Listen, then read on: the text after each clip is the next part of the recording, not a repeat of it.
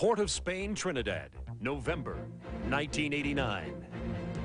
In a must-win situation for the United States, Paul Caligiuri scored the most important goal in 40 years, 30 minutes into the Americans' last qualification match against Trinidad. But while the U.S. needed a victory, Trinidad could advance with a tie and pressed the attack.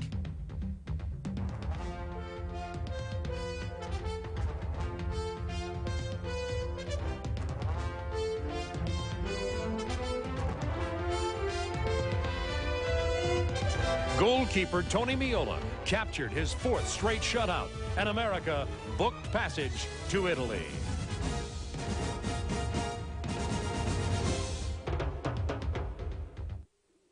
The 1990 World Cup on TNT is being brought to you by Bud Dry, dry brewed for no aftertaste. By Michelin, because so much is riding on your tires. By Tums, the sodium-free antacid that's rich in calcium. And by Coke Classic, you can't beat the real thing.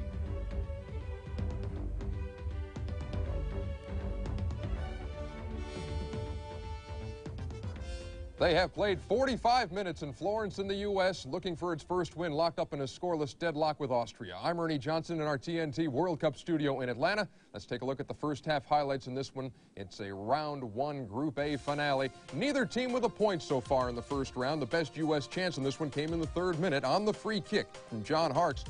You will see Peter Vermees right over the top from down close. Now in the 13th minute, Austria, which has scored no goals in 2 games so far, has a pretty good chance. Tony Polster with the feed to Robert Hetzel, and Tony Meola comes up big with the save as he dives to his left. The U.S. gets a break later in the half as Peter Artner comes in hard on Peter Vermees.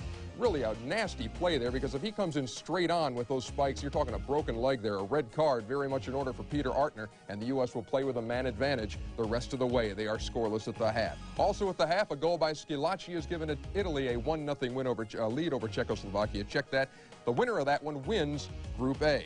In Group D today, West Germany and Colombia tied 1-1. The Colombians with a last-second goal as they move on to the next round. West Germany wins that group. Also in Group D, Yugoslavia clinches 2nd place with a 4-1 win over United Arab Emirates. Just ahead, Craig Sager pays a visit to the U.S. training camp in Italy. We will be right back. And welcome back to World Cup 1990. In our series of Michelin travelogues, we've given you a tourist's eye view of the host country, Italy. Today, Craig Sager takes us to a place that will never be confused with a vacation hotspot. It's Team USA's training center.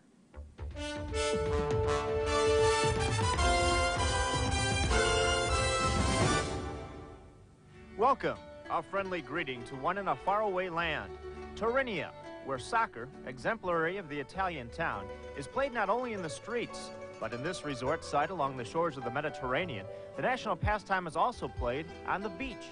To the U.S. soccer team, by World Cup standards short on talent, idle time is wasted time, and leisurely excursions to town are rare.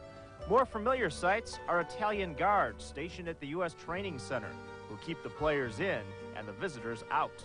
Staying here at this training facility has been a little bit sort of like a concentration camp in some ways, but it's sort of a place that we had to come to because we had to take care of the business. I think this is where we could best focus on what we had to do. Well, if you like pasta, it's everything, you know. I'm getting a little sick of it, to tell you the truth. I love a good burger, a nice Domino's pizza, because they don't make pizza like they do in the States, I'll tell you that. It's not as good? No, it's not even close. Once or twice a week, the gates are open to journalists. And whereas some athletes shy away from the media, the Americans eagerly await the pens, microphones, and cameras. Come on, get it, man. Let's show them what it's like to live here. Turn the light on. Email. Come in. It's not quite as messy as we like. We have our gloves hanging up here. So these are Tony's. These are mine, and these are the ones they gave us to wear. Are those the ugliest things you've ever seen? Now we've got our blue suits hanging up in here. These are our suits. Are these the ugliest things you've ever seen, too? Now, look at this. Huh? We need some lighting? Shed some light on this. There we go. Well, what do we have to explain? These are, there's your groupings right there. Groups A through F. points, goals for, goals against, win-loss, tying games played. You learn more of a road by having traveled it than all the conjectures and descriptions in the world. This was the first time in 40 years that the United States had participated in the World Cup. And for the players involved, it provided memories of a lifetime. I think that the biggest thrill for a soccer player is to go off the field in a World Cup and exchange with the opposing team. And for me, you know, always idolizing Walter Zenga and now having the chance to get a jersey from him was very exciting for me, and it's something that I'll cherish for, you know, the rest of my life. Experience is not what happens to you, it's what you do with what happens to you. And if Emerson was correct that every man is entitled to be judged by his finest moment, then this is what should be remembered about the 1990 World Cup.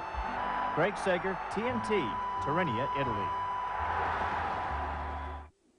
And we're back. The U.S. and Austria scoreless at halftime on the final day of play in Group A. Two other groups have already completed first-round play. In Group B, Cameroon finished on top despite a 4-0 loss to the Soviets yesterday. Argentina, the defending champ, tied Romania 1-1. The Romanians took second, clinching a spot in the second round. And with 3 points, Argentina is assured of being one of the 4 third-place teams that move on.